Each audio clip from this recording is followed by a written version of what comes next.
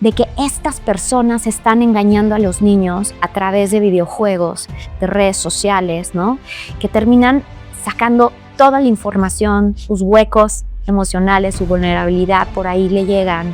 Yo no había entendido el nivel de gravedad que vivimos hoy en día en el mundo y sobre todo en México con el tema de grooming y los terminan enganchando y captando estas redes de trata. Ahí empezó el proyecto porque no conocemos ningún cuento para niños que hable de riesgos digitales.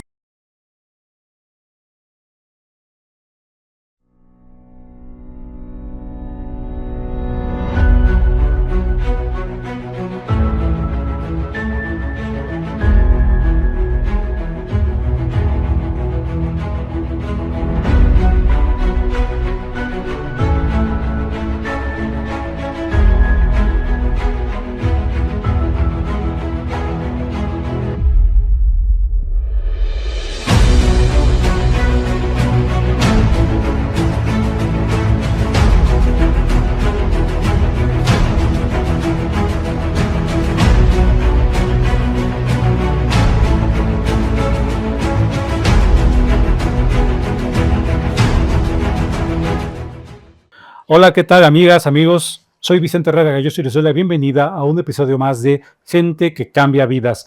Este podcast que habla de la vida de gente que vuelve maravillosas la vida de otras personas con pequeñas o grandes acciones. Y hoy tenemos una invitada muy especial. Nos acompaña Jimena González Zarzar.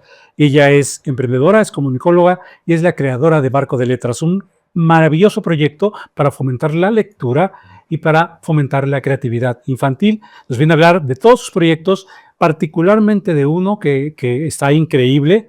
Ya les contaré, ya nos contará más bien, y vamos a darle un gran recibimiento porque es lo que se merece. Jimena, ¿cómo estás? Bienvenida a Gente que Cambia Vidas. Muchas gracias. Estoy muy emocionada y muy feliz de estar aquí, de tener un espacio para compartir lo que han sido estos proyectos y el impacto que van teniendo.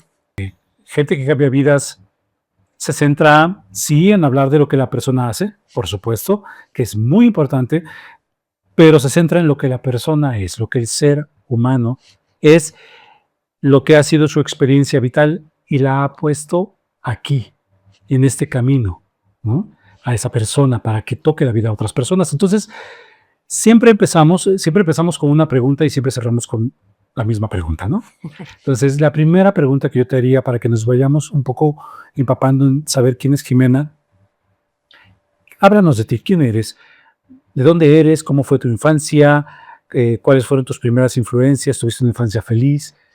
Tus primeros años, ¿cómo fueron? Recordar la infancia, siento que es esa puerta que no siempre abrimos, ¿no? Y a veces recordarla es difícil. Por un lado, tengo como un contraste de vida, porque por un lado fui una niña con una imaginación y una creatividad que le encantaba explotarla todos los días, muy artística. Me encantaba pintar, me encantaba hacer mucho deporte, ¿no? Probé de todo un poco. Imaginaba, ¿no? El ser maestra, siempre de estos juegos de niña, siempre el ser maestra era como uno de los más usuales, digamos. Y era una gran lectora desde chiquitita, me encantaba, siempre fui como muy social, muy extrovertida. Hay una parte, obviamente, sus luces y sus sombras, hay una parte oscura en el que viví muchísimo acoso en la escuela, ¿no? El bullying.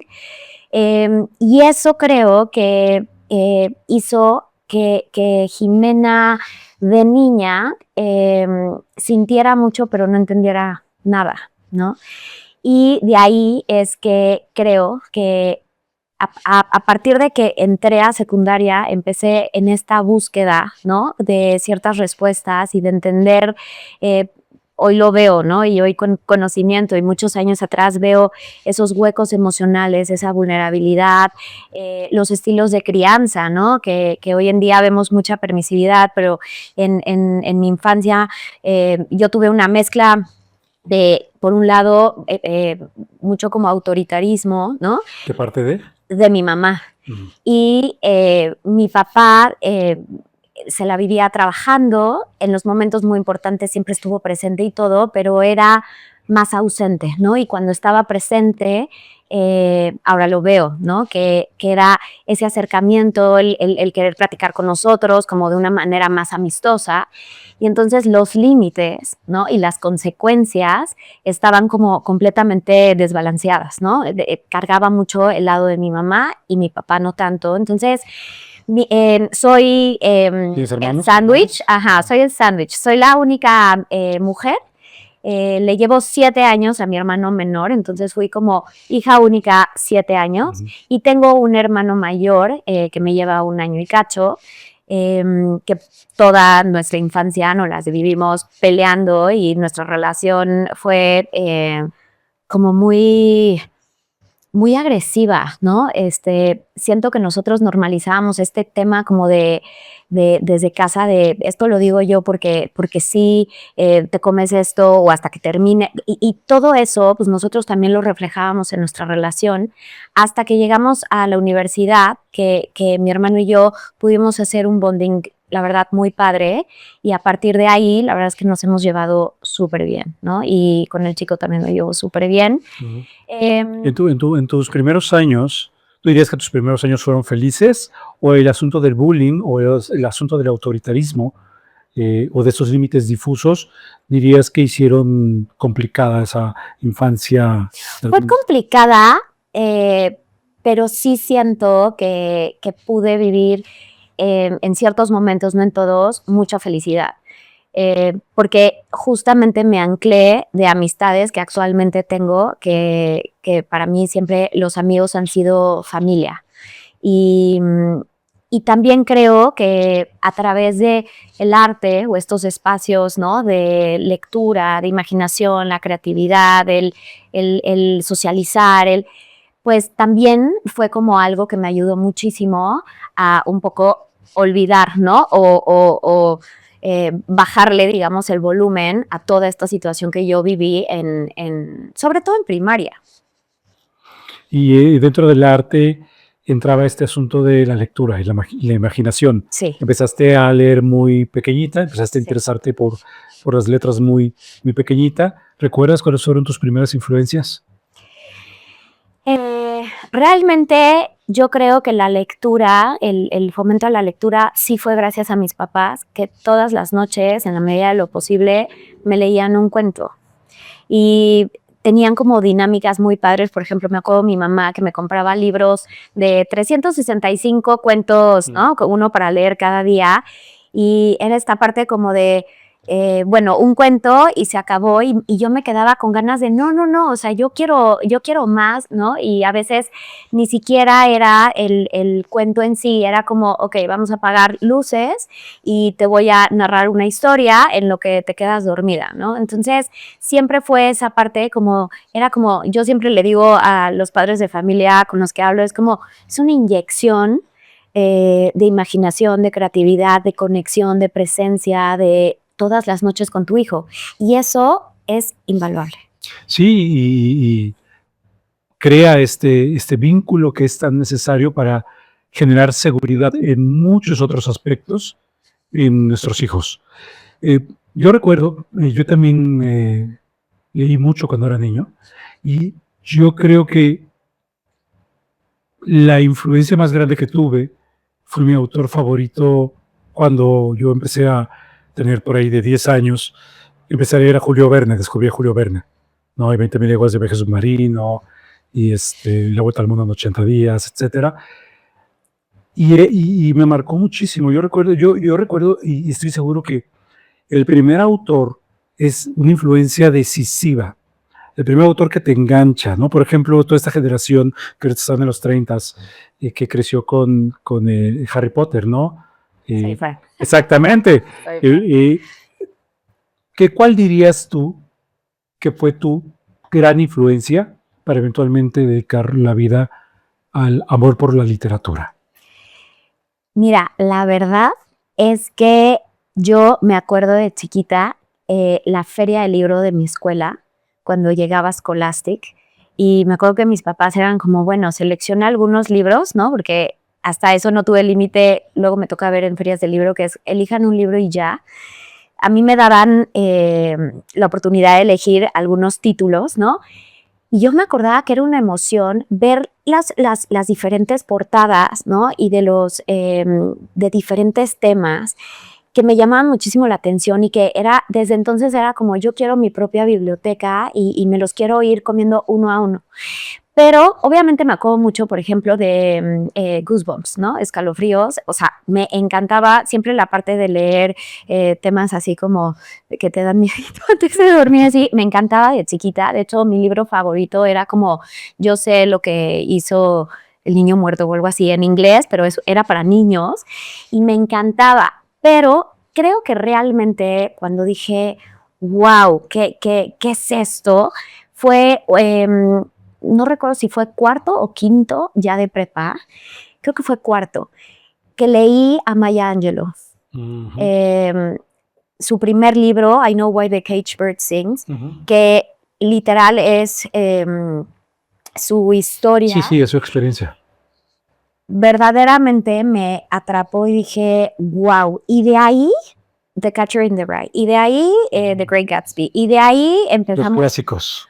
Sí, o sea, porque creo que antes los libros que mandaban y que sigue sucediendo en las escuelas, a veces no es la selección adecuada a la edad, ¿no? Entiendo que hay que abordar clásicos y que hay que ver ciertos temas y lo que sea, pero lamentablemente creo que en nuestro sistema no hemos entendido que un libro que apasiona es un libro que va a atrapar a un lector toda la vida, a la obligación, ¿no? Yo por ejemplo, dentro de mi bucket list, ¿no? Está leer a Don Quijote, pero yo literal tuve un trauma en secundaria. Que tienes que leerlo a fuerza y no entendías nada. A fuerza, y yo recuerdo, o sea, todavía me acuerdo de Raúl, que era mi maestro, y que era como, y entonces Don Quijote y Sancho, entonces Dulcinea y tal.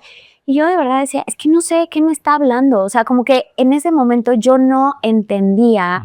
Y aunque hay versiones para jóvenes y tal, yo decía, no, esto no lo quiero leer. Y tuve un momento en secundaria donde me alejé muchísimo de la lectura y recuperé en prepa. ¿Tú crees que entonces, en términos generales, evidentemente, pero a veces justamente el alejamiento de la lectura de los jóvenes, de los más jóvenes, sucede por este tipo de, ¿cómo llamarle? Mala planeación, mal acercamiento, quizá, mala motivación, mala propuesta, o no, sino mala, quizá no tan acertada, ¿no? No acertada. Creo que lo ven como un tema obligado. Es como un bebé.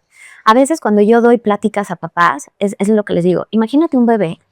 No le des el libro que tú quieres que lea y que seleccione. No. Ponle su cajita, su canastita, lo que sea. 4 títulos. Uno que sea de texturas, uno de colores más pálidos, uno de más brillantes, uno de tela, y déjalo libremente a que seleccione y que explore. Digamos que creo que eso es lo que falta en el acercamiento con la lectura, profesores y en las escuelas, que es un tema de se seleccionaron estos títulos, se tienen que leer, tienen que entregar un ensayo, tienen que no sé qué, entonces muy así. Y cuando yo hablo con jóvenes es como, nos metemos a internet, saco el resumen y de ahí me invento yo mi ensayo y entonces lo entrego. Entonces, claro, digo, no está funcionando. Claro. Y así le vas a dar mucho tiempo. que me ayude. Exacto. No, aquí la cuestión es, a ver, creo que entonces una posible propuesta sería ser más flexibles en, tienen que entregar 1, 2, 3 ensayos, abórdenlo de los libros que más les muevan de acuerdo a una lista mucho más amplia, quizá. Sí, ¿No? Eso dependiendo de intereses, porque la verdad es que, por ejemplo, hay personas que les encanta leer sobre, no sé, desarrollo personal, hay gente que le encantan las novelas, hay gente que les fascinan novelas pero históricas o ciencia ficción. Hasta los cómics. Exacto, y todo es lectura, ¿no? Todo enriquece y el punto es encontrar cuál es ese libro, esa lectura, ese autor que va a atrapar al lector. Por ejemplo, mi esposo, cuando lo conocí, era como de, no leo nada, imagínate, yo. ¿cómo? Me decía, no, empiezo a leer un libro, me quedo dormido, me aburre, me cuesta trabajo. Sí me acuerdo de uno que otro que me gustaron, pero me cuesta mucho. Y claro, en el momento que encontró un libro que lo atrapó, bueno, o sea, hoy en día en trayectos y lo que sea, escucha mucho más audiolibros de lo que yo puedo leer con libros, digamos, ¿no? Y está súper metido de, me encantó la historia de tal y estoy leyendo tal y no sé qué. Y hoy en día digo, sí, es que es eso, tienes que encontrar algo que te atrape, porque si ves a la lectura como obligada, aburrida, ¿no? O mucho de, si empiezas un libro lo tienes que acabar, no necesariamente. No necesariamente se vale dejar libros que decir, no me atrapó, no me gustó, quizás no es mi momento de lectura, se vale, ¿no?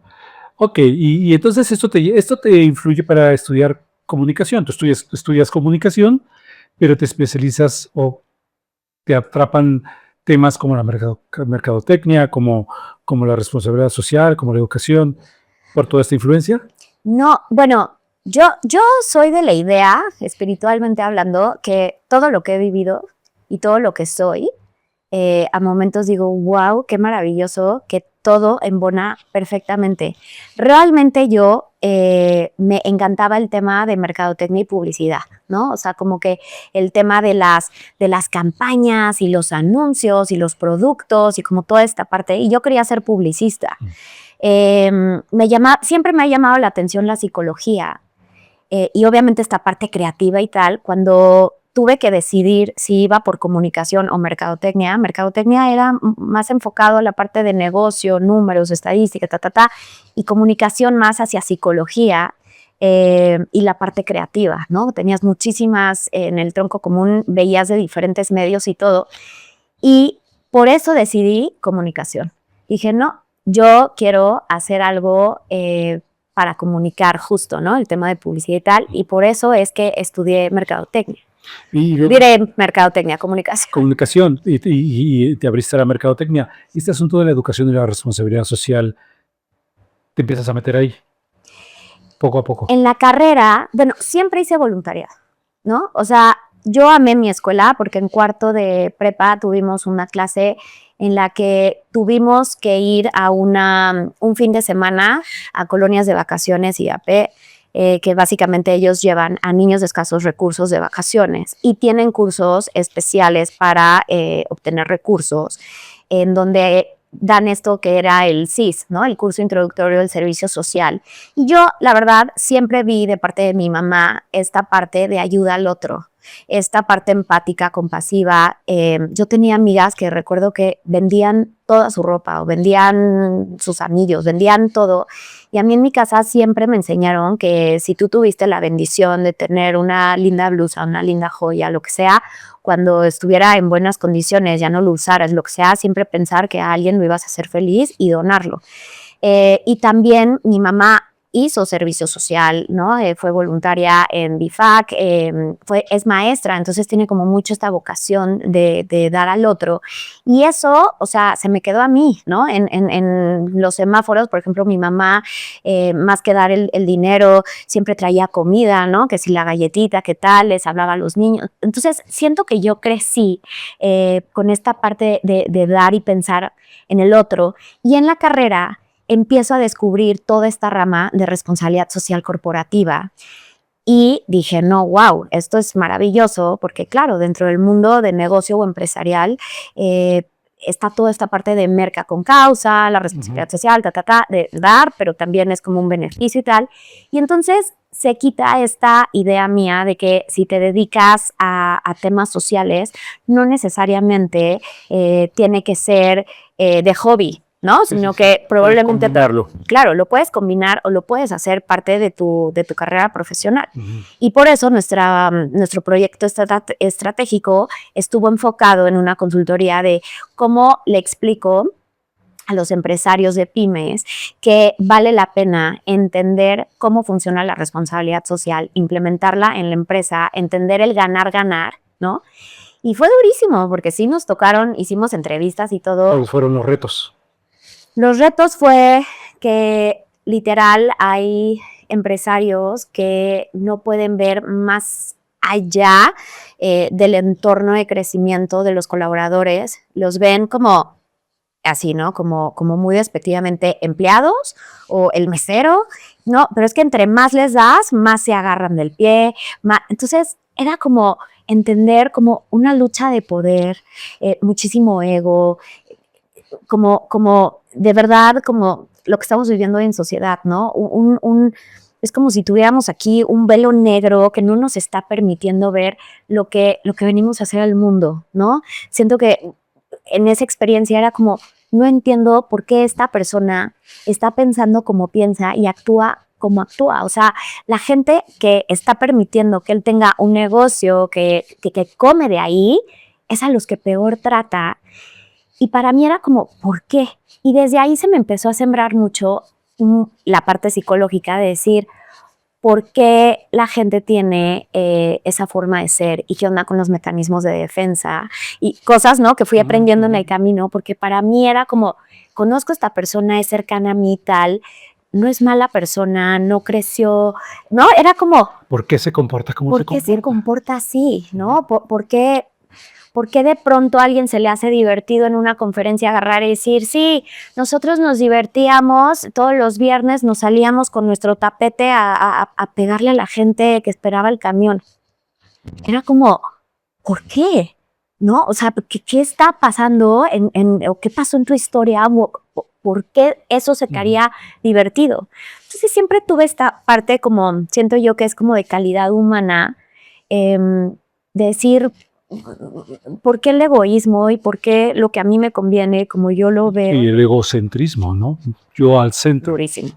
Oye, y debe haber sido un camino agridulce, Muy.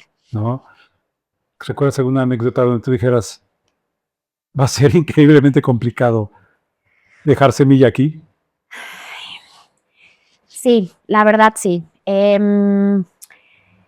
Cuando yo regreso de intercambio, la viví negra porque entré a trabajar a un Montessori. Y en ese Montessori creo que sucedieron dos cosas que creo que me marcaron, pero falleció la señora que hacía la limpieza. Y la última vez que yo hablé con ella, me dijo, ay, Jimé, ¿qué daría yo para que tú fueras mi patrona? Porque estaba súper enferma y yo decía, pero ¿por qué no te vas a tu casa? ¿Por qué no hablas? ¿No? En ese momento era mi directora, su jefa. ¿Por qué no hablas con ella? ¿Por qué? Y era esta parte de no me puedo permitir perder mi día de sueldo, ¿no? Entonces yo decía, pues sí, pero el quedarte aquí puedes contagiar a más niños, no te sientes bien, entonces no puedes trabajar. O sea, ¿qué onda con el tema como líder, ¿no? Este tema de los descuentos y tal.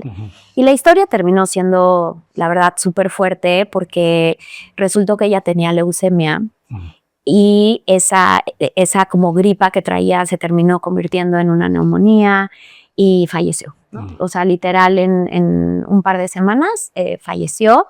Su hijo era alumno mío, durísimo, porque el niño entró a esta escuela no porque la directora dijera, le abrimos las puertas y hay becas y vente, sino porque una coordinadora levantó la mano y dijo, oye, ¿cómo es posible que no has becado a su hijo tal?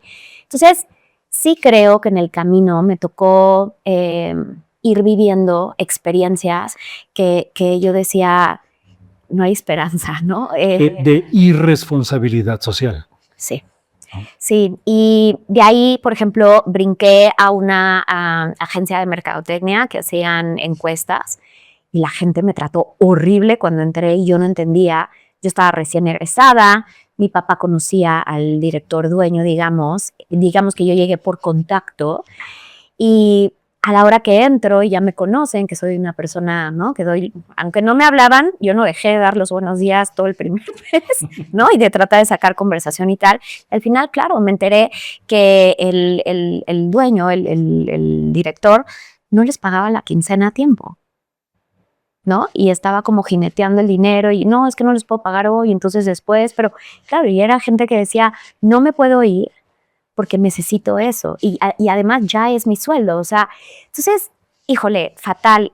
En cuanto salí digamos, de la carrera, este fue mi primer trabajo, pero fui a presentar mi proyecto estratégico a CEMEFI Y yo, oiga, ¿no? Yo tocando puertas, viendo por dónde, y CEMEFIS y me dijo, ¿sabes qué? Si realmente quieres entender, respirar y algún día dedicarte en temas de responsabilidad social, nuestra recomendación, más que venir aquí con nosotros, que no, es que entres a una empresa socialmente responsable que tenga el distintivo.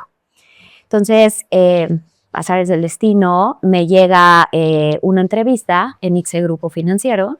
Yo entré como outsourcing, pero por supuesto que huí de la agencia de mercadotecnia, donde a nadie le pagaban, ¿no? La quincena, ¿no? Y que dices, oye, qué terror, qué poca ética. Y me cambió a ICSE Grupo Financiero. Mi experiencia ahí también fue muy agridulce, porque por un lado, viví la responsabilidad social, la innovación, una cultura increíble de trabajo, de colaboración. Había un fideicomiso que me metí, que se apoya. Había muchísimo apoyo, por ejemplo, para artistas jóvenes mexicanos, que había una galería ICSE que también tuve la oportunidad de llevar. Muchísimos patrocinios con fines sociales, Merca con Causa. De verdad, ICSE era una cosa increíble. No la pasé bien porque sí me tocó una jefa muy complicada, momentos muy grosera, con muchos issues, y tuve que aprender sola en muchas situaciones hacer la chamba que hacía, ¿no? Entré primero a gestión del cambio por la parte de comunicación y era comunicar justamente los cambios y tal, pero el área cerró a los 3 meses y nos adoptaron en mercadotecnia a una compañera de mí. Y así es como empezó mi vida en mercadotecnia, pero me fascinó que siempre estuvo presente la parte social. Te sentías cobijada a diferencia de las experiencias previas, ¿no? O sea, te sentías perteneciendo a algo, por decirlo de alguna forma, que valía la pena, que te No, muchísimo. motivaba. Y entonces tú trabajas en esos corporativos, tienes tu periodo, antes de emprender tu propio proyecto, tus propios proyectos, ¿no? Sí. ¿Cómo empieza a gestarse en ti ese cambio allá lo que estás haciendo ahora? ¿Cómo empieza? ¿Cuál es la simiente? ¿Dónde empieza el primer chispazo? Creo que cuando hablabas de los obstáculos, trabajé en ICSE, luego me cambié, bueno, fue la fusión con Banorte, sucedió algo que hizo cortocircuito con mis valores y dije, yo no puedo seguir aquí porque me hizo cortocircuito. Y dije, algún día yo quiero tener una fundación. Y así como me hicieron la recomendación de respirar responsabilidad social en un corporativo con distintivo, quiero entrar a una fundación, ¿no? O a un tema del tercer sector y entrar a una asociación sin fines de lucro dedicada a la comunicación. Y ahí me fue increíble toparme con mi responsabilidad social de parte del director ejecutivo.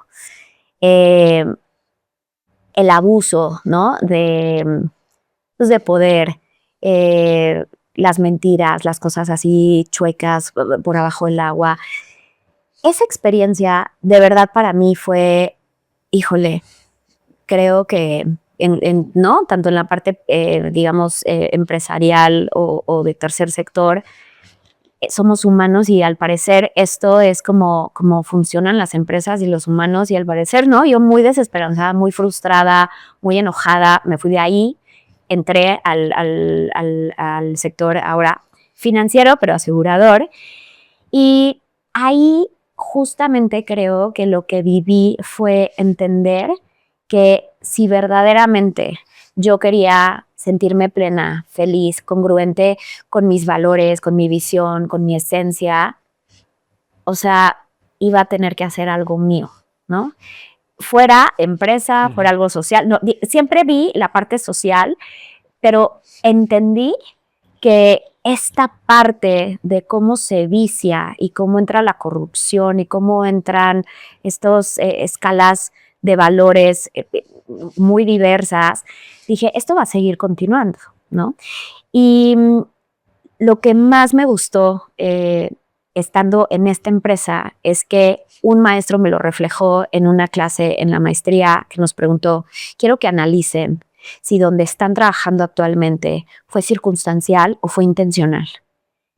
Y yo en automático dije, 4 años después dije, claro, yo llegué aquí porque no me gustó lo del tercer sector, pero mi idea era abrir una fundación y mi idea era dedicarme a lo social. Y aunque amo este trabajo y lo hago bien y estaba contenta y tuve el mejor equipo de trabajo, no terminaba de llenarme como en mi corazón, en mi alma, en mi pasión. Me faltaba la parte social.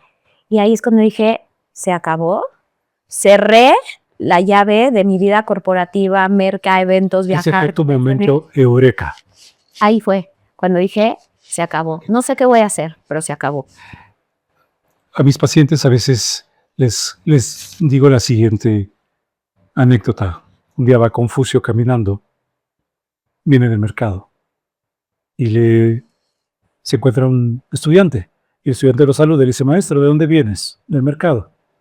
¿Qué traes en la mano derecha? Traigo arroz. Y en la mano izquierda, un ramo de flores. Y el alumno confundido le dice, lo del arroz lo entiendo, pero ¿para qué quieres las flores? Y Confucio responde, el arroz es para poder vivir. Y las flores son para tener algo por lo que vivir, ¿no? Y ese equilibrio es fundamental. Empezaste a buscar las flores. Claro, me faltaban las flores. Por supuesto. Y te diste cuenta en ese momento que eran necesarias. ¿Cómo llega Barco de Letras? En el momento que tú dices, esto es lo que el mundo necesita, desde mi perspectiva, esto es. ¿Cómo es la historia? La verdad es que no creo que sea gran historia. Renuncio al corporativo. Pasan 3 meses, me empiezo a picar los ojos en mi casa, ¿no? Porque yo también quería un descanso, estaba tronadísima emocional y físicamente, llevaba unos ritmos de trabajo muy rudos y empecé a volver a ver a mi gente, ¿no? A mis amigos, a mi familia, empecé a tener comidas con proveedores o clientes antiguos, ¿no? O sea, como empecé a recuperar muchas relaciones que había dejado en el camino por falta de tiempo. Y fíjate que fui a un restaurante con 3 amigas. Y estas 3 amigas, nosotros nos conocemos, digamos, de la época en que estuve dedicada a la educación en el Montessori. Y una de ellas llegó con su bebé y la sentó en en la carriola, pero un bebé, estamos hablando de 6, 7 meses, o sea, chiquitito. Y sacó el iPad y le puso una caricatura o algo.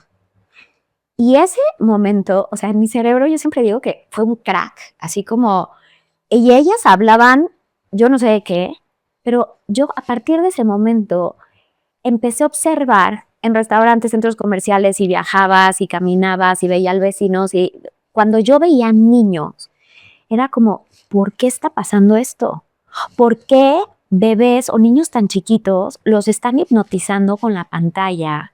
Y entonces, claro, empecé a notar que eran mesas completas en restaurantes, los papás, todos con el celular sin hablar, ¿no? O con la pantalla, la tableta. Y entonces ahí es cuando empezó a meterse esa parte de qué pasó con la imaginación, qué pasa con el entretenimiento sano como la lectura, qué pasa con esos momentos de conexión cuando le lees a tus hijos en la noche, qué pasa, ¿no? Y entonces de ahí, se empezó a sembrar. Y sí, así nació Barco de Letras. En un principio era un taller de imaginación y era como la hora de imaginar y, ¿no? Lo que yo ofrecía a mis vecinos, ¿no? Porque empecé en mi condominio, era como de, ustedes tengan una hora para ustedes, ¿no? Que se necesita, al parecer, yo no era mamá, pero en este taller va a estar enfocado a la imaginación, ¿no? Es un taller de imaginación.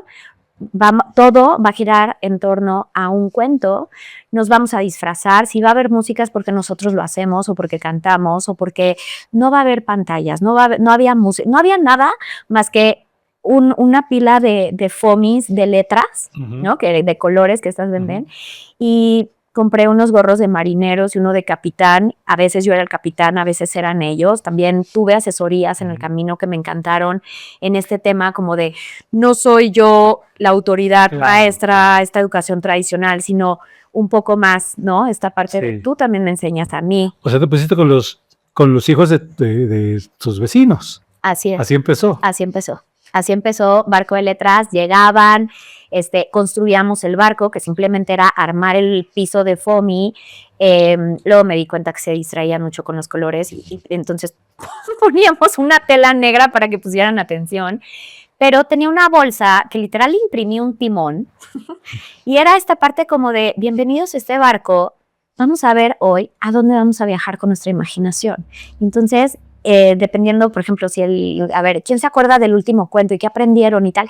Y siempre estuvo enfocado al qué aprendieron, qué sintieron, qué vimos, que siempre había un aprendizaje. Nunca llegué con un libro a decir, este libro está chistoso. Y entonces terminé dándome cuenta que yo hacía como una curación, ¿no?, del contenido de estos cuentos y que en los niños era como, quiero fomentar la imaginación, que por el simple hecho de narrar un cuento ya van a imaginar. Absolutamente. Pero también quiero que de aquí se lleven contenido de corazón, como cuando daba clases. Sí, yo daba clases de inglés, pero realmente con esos niños yo no di inglés, ¿no? Ujú. Yo daba lecciones más allá del inglés. Ujú. Y eso es lo que siempre traté de hacer con mi taller. Y hoy en día, si tú me dices, ¿qué es Barco? Eso, fomentar la lectura como una excusa, pero mi fin es la recuperación y el fomento de valores. Qué bonito. Y la lectura es uno de las herramientas más poderosas y que menos cuesta para fomentar la creatividad en los niños. Así es. ¿Qué resultados has visto? ¿Qué cambios has visto? ¿Qué le podrías decir a un papá, a una mamá? Porque ahorita tengo que otra anécdota. Así es como yo también me decía a mi hija, ¿no? Ahorita te cuento, que es tu momento, pero ¿qué ves con eso? ¿Qué resultados? Primero, conexión. Lo más importante del tema de la lectura es conexión. Si yo leo, si yo narro, si yo escucho, si yo estoy generando conexión. Pero si un niño está escuchando o leyendo, porque puede ser lectura propia, sobre un personaje que vive una situación que él ya vivió, conecta. Y aún si no la ha vivido y nunca la va a vivir, está la magia de la literatura que puedes sentir lo que ese personaje está sintiendo. Te pongo un ejemplo. Leí Ser mujer en China. Creo que nunca voy a vivir en China, no soy china, lo que quieras. Pero el leer la historia te hace empatizar, te hace ser más compasivo. Entonces, para mí, el tema de lectura, número 1 es conexión. Número 2, la parte creativa y la imaginación, que hoy en día es uno de los grandes problemas. Y te estoy diciendo hoy en día, pero, o sea, hace 8 años no sé hace cuántos, que me salí del corporativo, pero yo llegué a contratar becarios que se les cerraba el mundo, pero de tonterías. Era como, estaba haciendo yo una presentación, todo mi equipo se había ido a una junta, se había quedado uno de los becarios, sonaban 8 teléfonos y no contestaba. Entonces yo tratando de concentrarme, ¿no? Esperando que tomara la llamada. En eso paro, jalo la llamada, atiendo la llamada, cuelgo y le digo, ¿por qué no contestaste? Es que no sé cuál de todos está sonando, ¿no? O puede sonar una tontería, pero todo era así. Y empezó a hacer con muchos estudiantes, que era como, ok, ¿qué has hecho?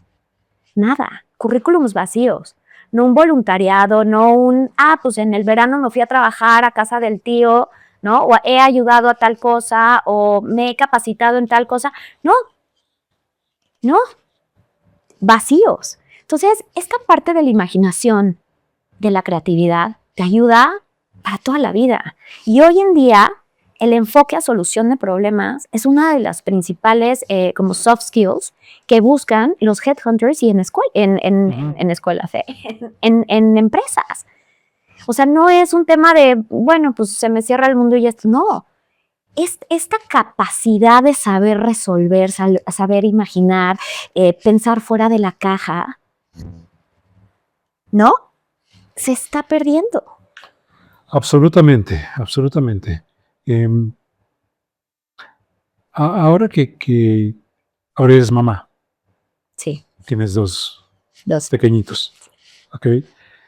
Eso evidentemente también ha reforzado tu visión acerca de la importancia de todo esto, de promover, ¿no? Uf. Todo esto. En un mundo donde veía una noticia hace un par de semanas, una semana, de que Suecia estaba echando totalmente para atrás todo lo que durante 15 años habían construido, que era alrededor de las pantallas, de Yes. todo esto, que estaban volviendo a lo tradicional porque estaban dándose cuenta de que no estaba funcionando como lo habían proyectado y volver a esos valores, a esos hábitos de antes, volver a las bases. Eh, en un mundo donde estamos muchas veces sucumbiendo por la velocidad, por las prisas, por justamente lo que viste con tu amiga que te hizo clic, ten el teléfono, ten la pantalla, para que yo tenga que hacer lo que tengo que hacer. Muchas veces es porque te quieres deshacer del niño, de la niña. Muchas veces es porque no tienes de otra, ¿no? Tienes una puta, tienes... ¿Cómo ves tú esta situación desde tu experiencia? ¿Crees que es algo que se puede paliar de alguna manera o es algo que solamente va a tener como, va a seguir creciendo, va a seguir yéndose por ese camino, no se va a poder detener ni cambiar? ¿Qué podemos hacer en esos casos? Mira, yo no creo que se va a detener. Yo lo veo gravísimo. O sea, de verdad, casos en los que digo, vamos por un camino terrorífico, porque no solamente es el tema pantallas, desconexión y sueldo, sino los riesgos digitales que están habiendo dentro de las pantallas. O sea, el impacto de, ¿no? Necesito desconectarme, que te entretengas, que te hipnotices, ¿no? Que hoy en día se piensa que un juego de mesa, crayolas, yo a veces digo, la verdad es que me choca estar conectada al celular, pero yo subía ejemplos como de, oye, mi hijo no está viendo la tele, pero ve, se entretuvo tanto tiempo pegando estampitas en una ventana en el avión, ¿no? O mi hijo X. Entonces, yo creo que es un tema que estamos tomando a la ligera. Se está hablando mucho de las pantallas, pero realmente no creo que como papás estamos frenando y realmente analizando cuál es el impacto de la pantalla, porque va desde, si yo escribo algo, pues yo estoy haciendo obviamente un proceso, ¿no? De cerebro, ojo, mano, tal, y me voy a acordar más si lo estoy escribiendo que si escribo en el celular, ¿no? Pero nosotros también modelamos a nuestros hijos y nosotros estamos clavados en pantallas y toda nuestra vida está en el celular, en la computadora, luego en la televisión, ¿no? En los videojuegos. Entonces, lo hacemos los papás. Le damos acceso a los niños desde muy temprana edad, que yo estoy muy contenta que la Asociación Americana de Pediatría ya dijo 0 pantallas hasta los 6 años, porque de verdad, bebés antes de 6 meses y ya traen el iPad en el coche. Yo digo, tienen una película por la ventana, juro que no lo necesitan, ¿no? Y entonces, ¿qué pasa? Nos centramos en el papá no tiene la paciencia, no tiene la tolerancia, no tiene estas herramientas, ¿no? De decir, puedo estar con mi hijo y cierta crianza, ¿no? Responsable, de puedo estar aquí presente o no presente, pero no delegando como niñera a la pantalla, porque sí hay momentos de salvavidas, por ejemplo en pandemia, que claro que las pantallas hicieron su función, ¿no? De, oye, tengo una junta, tengo no sé qué, no sé cuánto, mi esposa también viene aquí trabajando, no hay clases, ya se acabó ok, ¿no? Pero hay que cuidar entonces al niño en tiempos, en contenido y el riesgo yo creo que hay en pantallas es que una vez que tú la das, es como un dulce, ¿no? Es como, wow, esto fue maravilloso. Y luego, también como papá, es muy fácil decir, ay, no, quiero ahorita platicar en esta comida con mi esposa y entonces, a ver, el celular, ¿no? O la pantalla o tal. Y entonces se te olvida que lo usaste por salvavidas y en un momento en particular y con ciertas reglas y con ciertos límites y se te va. Y lo que no tomas en cuenta cuando haces eso es que es acumulativo. Claro. Como genera adicción, cada vez que tú le das de manera inconsciente la pantalla, aunque sea unos minutos, el teléfono, vas acumulando la necesidad de eso y más y más Así es. y más. Es un tema complicado y aquí es donde justamente los juegos de imaginación como Barco de Letras son muy importantes, ¿no? Darse ese tiempo, como leer un cuento a tu hijo, a tu hija por la noche. Yo todas las mañanas llevo a mi hija a la escuela.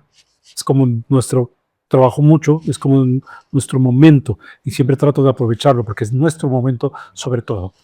Y en esas 20 minutos, media hora, tenemos un juego que empezamos hace tiempo. Somos dos exploradores espaciales. Ajá. Y entonces estamos cada viaje, no cada viaje, cada 2, 3 viajes, hacemos un capítulo. Wow. Y entonces a veces le toca hacer el capítulo a ella y va inventando sobre la marcha, y va inventando. Y vamos descubriendo nuevos planetas, y vamos descubriendo nuevas aventuras, nuevos peligros, etcétera, etcétera, etcétera. A veces a mí. Y cuando empezamos eso, hace ya un rato, mi hija me hizo una pregunta que no se me va a olvidar. Mi hija me preguntó, ¿esto es la imaginación? Y dije, sí, esa es la imaginación. Y dice, es increíble, me gusta.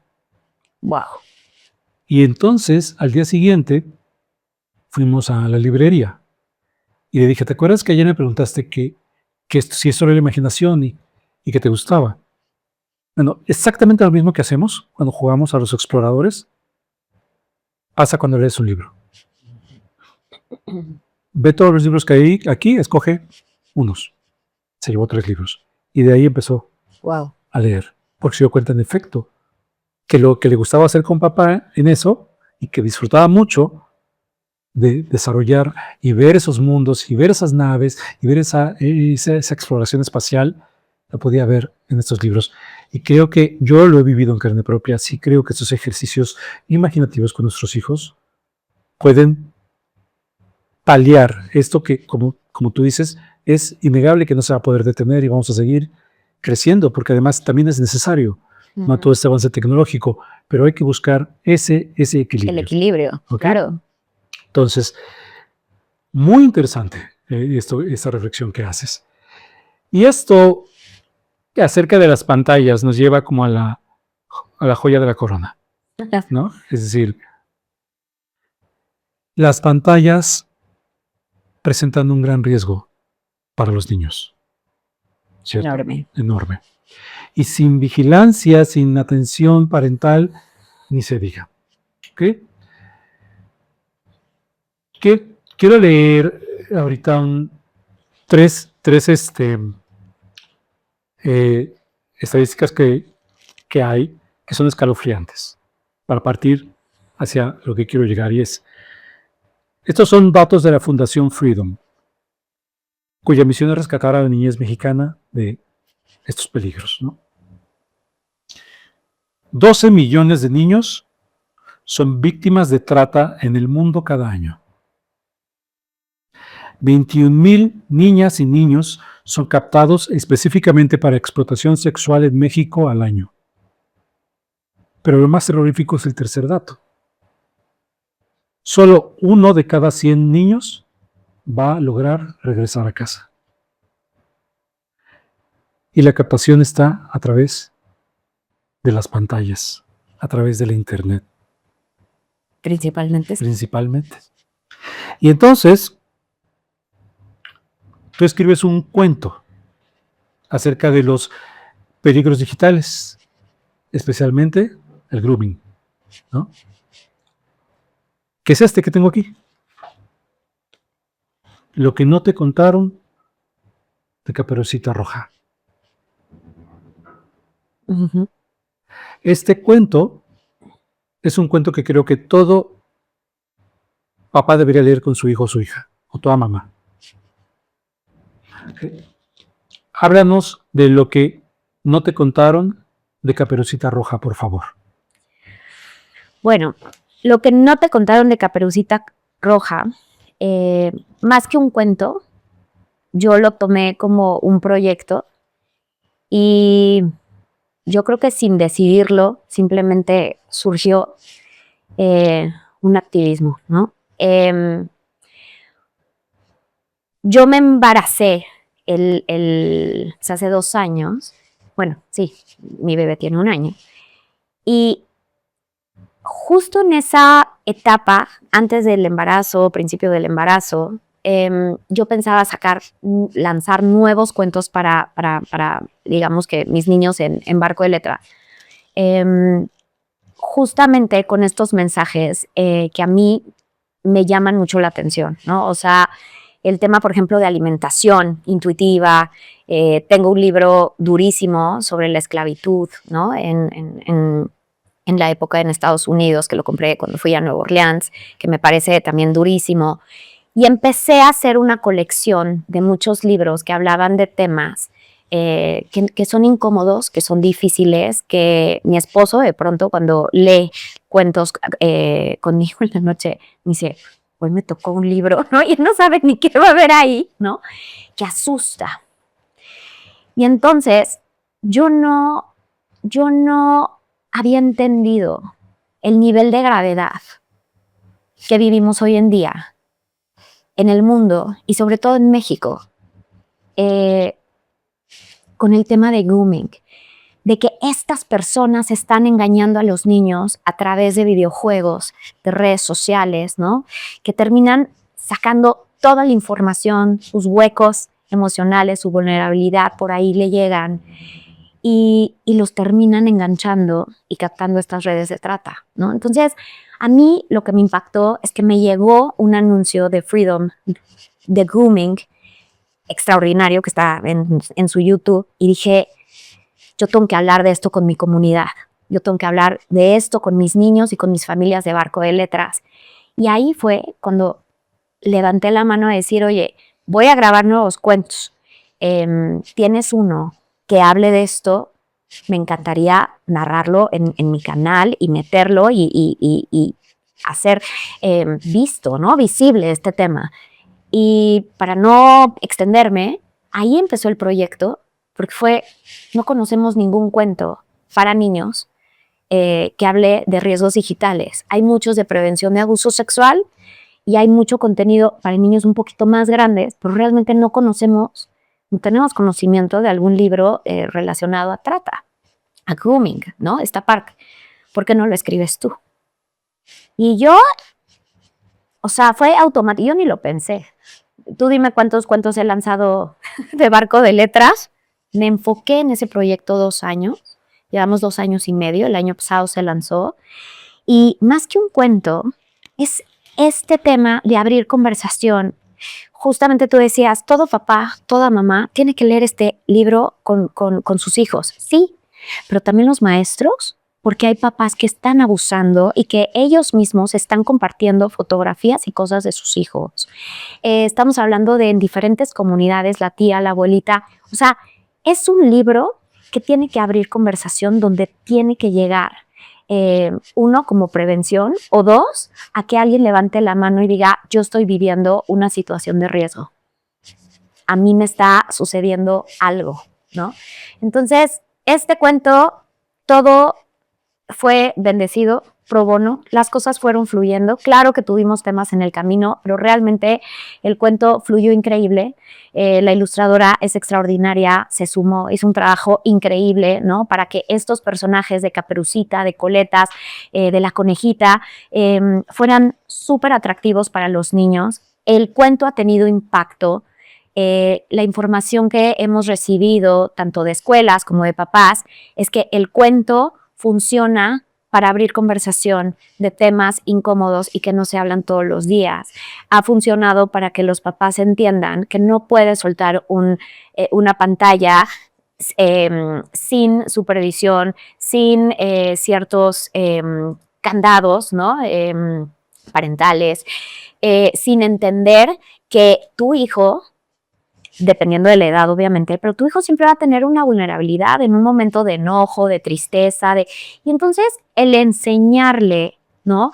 Que en esos momentos alguien que no conocen físicamente, que les pide cierta información, que les promete ciertas cosas, no no deben confiar en alguien que pareciera que es su amigo, que en eso está centrado el cuento con la conejita, ¿no? Una conejita tierna que llega y tal, y las niñas son engañadas, ¿no? Entonces, este cuento, no nada más yo, que no era escritora, y bueno, con mi imaginación obviamente estructuré la historia y retomé el cuento clásico de Caperucita, que muchos niños pues ya lo conocen, y es el tema del lobo y toda esta parte, pero este cuento pasó por varias revisiones de psicólogos, de pedagogos. Obviamente, antes de escribirlo y centrarlo, por supuesto que yo tuve una capacitación por parte de Freedom y estuvimos analizando cuáles eran esos mensajes claves para empoderar a los niños, ¿no?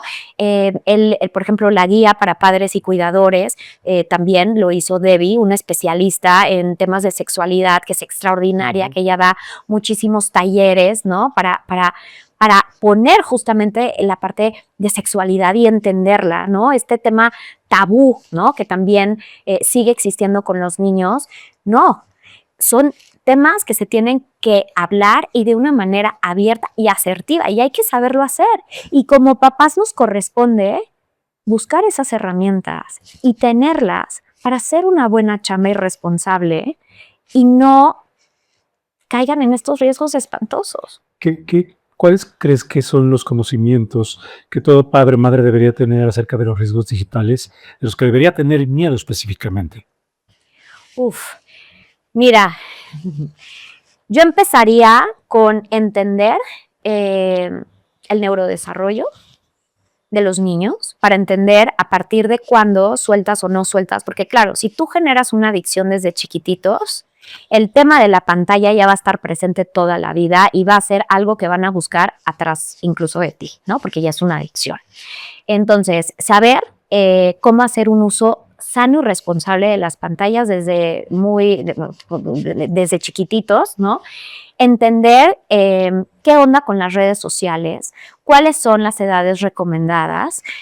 Por supuesto que tener el conocimiento para entregar un celular.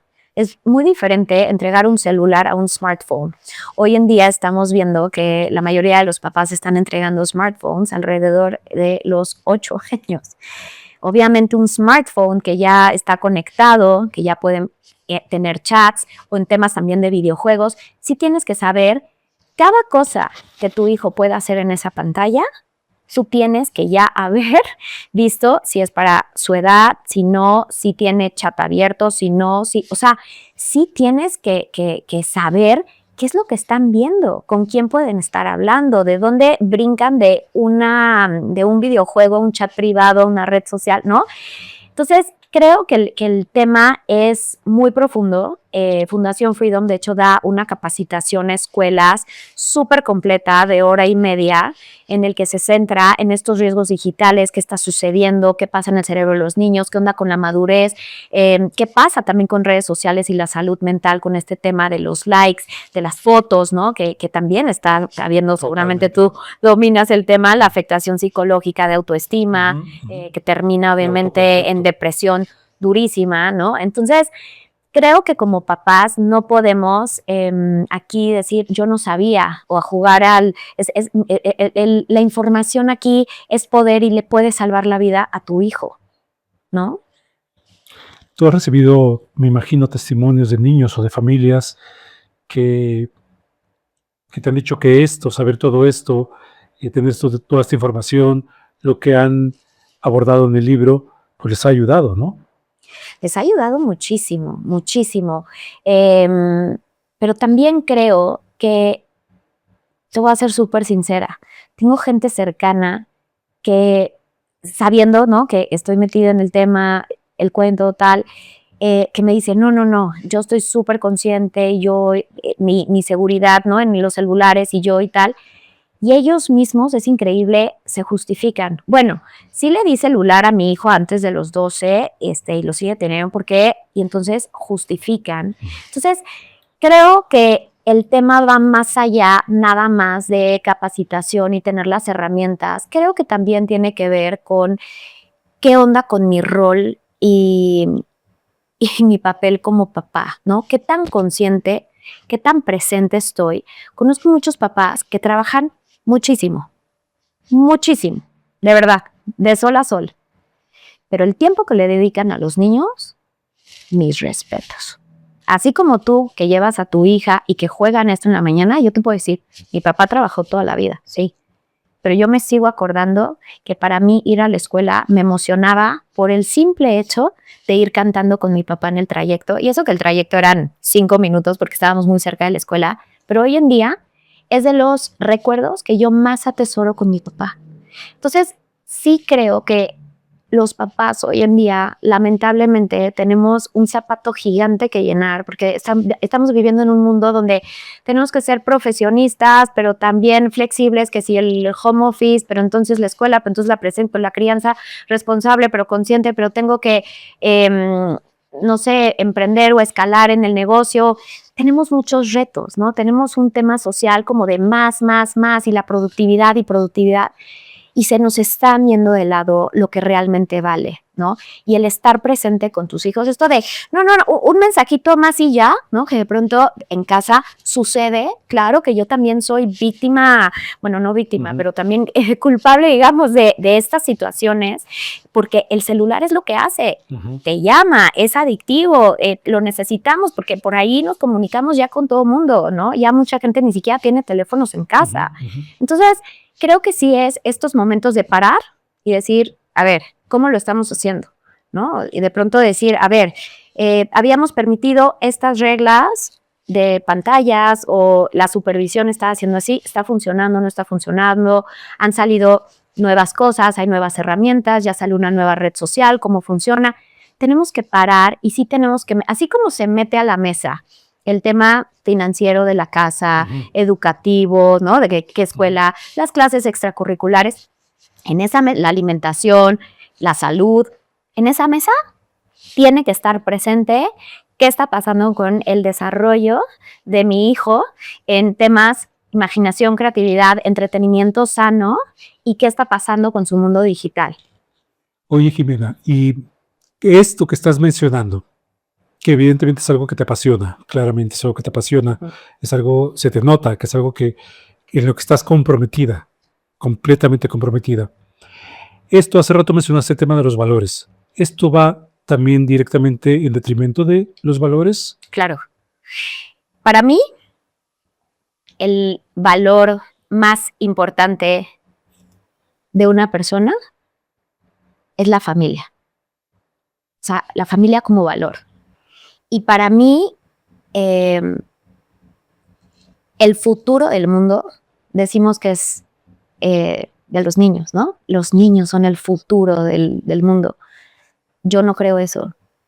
Yo creo que el futuro del mundo depende de los papás hoy que estamos criando a esos niños. Depende de qué cosas he hecho yo para limpiar la mochila que yo cargo, ¿no? Porque todos traemos un bagaje emocional, ¿no? De ancestros, lo que quieras. Si yo le paso mi piedra a mi hijo va a seguir pasando piedras. Yo no puedo dar lo que yo no tuve. De niño, pues, somos víctimas. Pero de adulto, somos responsables. Entonces, ¿qué estás haciendo tú hoy como adulto para que tu mochila esté llena de frutas, llena de juguetes, llena de, ¿sabes?, de lo que es la vida, para darle a tu hijo? Y para mí, la familia como valor, la presencia, la conexión, hace toda la diferencia. Toda. Voy a una casa hogar, digamos que Barco de Letras, colaboro con Fundación Freedom, pero también colaboro con una casa hogar. Y en esta casa hogar, porque mucha gente podría decir, oye, pues ¿cómo el valor de la familia? Si hay mucha gente que pues no es huérfano, no o abandonada, lo que sea. En esa casa hogar he podido ver el valor de la familia entre las niñas y la comunidad que las rodea. Entonces, ese tema familia es te escucho, te veo, te contengo, te entiendo, estoy por ti, estoy aquí. Cuando tú me haces sentir que soy invisible, cuando tú me haces sentir que no soy importante porque estás con otras personas porque estás clavado en el celular. Cuando, claro, para un niño de 4 años, no es que hables con él. El niño necesita, aunque sea 10, 15 minutos, que juegues con él y le va a hacer la diferencia del día. ¿Qué estás haciendo tú para generar esa conexión y ese valor de la familia? Eso es lo más importante. Porque la vulnerabilidad y esos huecos emocionales, escucho un podcast de unas historias terribles y me encanta escucharlo, aunque es durísimo, porque voy entendiendo más de decir, el momento en que cayó en las drogas o en un tema, ¿no? Como de perdición sexual o en un tema depresivo generalmente es porque no hubo esa contención y ese tema de amor, de estamos aquí, ¿no? Entonces, para mí es eso. Ah. De verdad que no quiero que se termine el episodio de hoy, pero nos está comiendo el tiempo. Quiero hacerte 2 preguntas. Ok.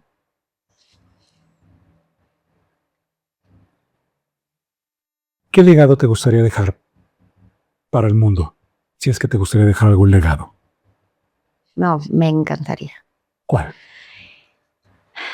Me encantaría esta filosofía que tengo de vida y que obviamente me ha costado en bastantes momentos en mi vida verla con claridad y no tener miedo a levantar la mano y decir, creo esto, pienso esto, estoy convencida que el camino es valores, familia, conexión, todo lo que para mí engloba Barco, porque Barco también sumamos diferentes temas en los que nos gusta centrarnos. Me encantaría que esa voz, esas palabras, esa experiencia, buenas y malas que he tenido, y esos aprendizajes y errores que he tenido, se queden para aprendizaje de más personas. O sea, me gustaría inspirar a las personas para que paren y en algún momento, ¿no? A través de un videocuento, de algún escrito, de alguna conferencia, lo que sea, pero que una pequeña semilla se quede ahí y en algún momento sea, puedo ser un gran ser humano, puedo hacer una diferencia, puedo cambiar, no puedo cambiar mi pasado, pero sí puedo cambiar a partir de hoy porque me hago responsable. Para mí, escuchar a mis niños de Barco de Letras decirme lo que han aprendido, lo que les impactó, lo que una niña, por ejemplo, de bullying, ¿no? Que tuve una conversación con ella y decir, oye, gracias, gracias.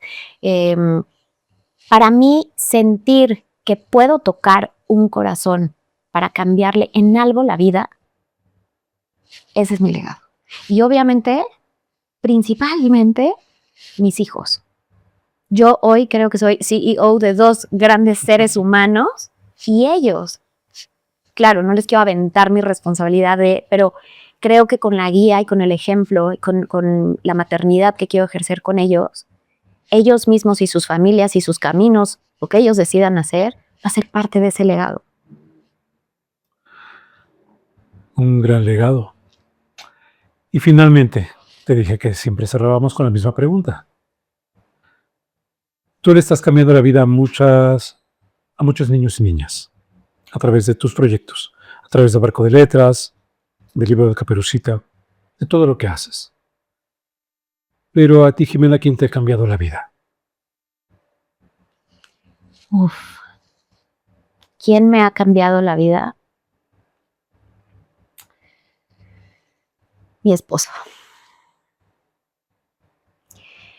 Mi esposo me hizo redescubrirme yo.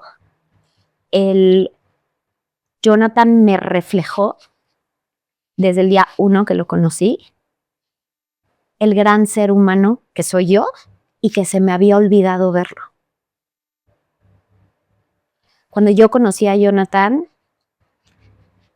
algo maravilloso pasó porque fue como sentir ese merecimiento, ese valor, ese crecimiento, que claro, yo venía de violencia, ¿no? De temas obviamente de bullying, que te bajan, ¿no? Que el autoestima, tú lo sabes, ¿no? Y de pronto conocer un gran ser humano que yo no veía esto en mí.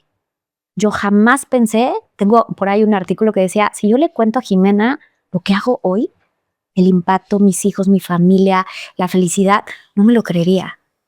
Y creo que cuando conocí a John y llevo 16 años con él, pude regresar a mí. Pude regresar a mí, pude valorar, pude enriquecerme, pude perdonarme, pude ser compasiva, pude empoderarme, pude ser quien soy hoy. Y obviamente me cambió la vida porque me dio el gran regalo de mis hijos. Me regaló ser mamá. O sea, Una pareja muy afortunada, debo decir. Felicidades. gracias. Finalmente, ¿cómo te contactan? Por si algún papá o mamá que esté viendo este episodio quiere acercarse a Barco de Letras, alguna institución, una escuela, quiere invitarte a dar una plática, ¿cómo te contactamos? Bueno, está como Barco de Letras, estamos en Instagram, en Facebook y tenemos el canal de YouTube. Y también me encantaría invitar a tu comunidad que entren a tenemosquehablar.mx. Ahí van a poder encontrar información sobre el cuento, pero también 4 valiosísimos spots de riesgos digitales que hizo Freedom como parte de esta campaña de Tenemos que Hablar. Y si quieren capacitarse, tener mayor información, recursos, etcétera, etcétera, este canal es el adecuado. Perfecto. Pues vamos a hacer todo lo posible porque la gente está pendiente de esta gran labor que haces, que hace la fundación también. Y estoy seguro que no será la única vez que te tengamos aquí. No me queda más que agradecerte. Fue una charla maravillosa. Eres un gran ser humano, un ser humano que cambia vidas, gente que cambia vidas. Gracias por acompañarnos. No, hombre, gracias a ti por invitarme y te felicito por el podcast, porque el simple hecho de poner este espacio en donde podamos tener voz, estás inspirando a que más personas, como yo hace unos años, de decir, no hay esperanza, de decir, no, claro que se puede. Y se puede de un momento a otro sin verlo venir. Entonces, te felicito porque me parece un podcast extraordinario. Mil gracias. Nos vemos pronto. Seguro. Amigos, amigas, este fue el episodio del día de hoy. Recuerden que los pueden encontrar en todas las plataformas de podcast. Y también que si ustedes, aquí están apareciendo nuestros datos, que si ustedes conocen a una persona o a una institución que cambie la vida de otras personas o de un grupo de personas, nos manden los datos y seguramente pronto estaremos hablando con esa persona para que nos cuente acerca de lo que hace para cambiar la vida y mejorar la vida de otras personas. Soy Vicente Herrera Galloso. Nos vemos la próxima vez.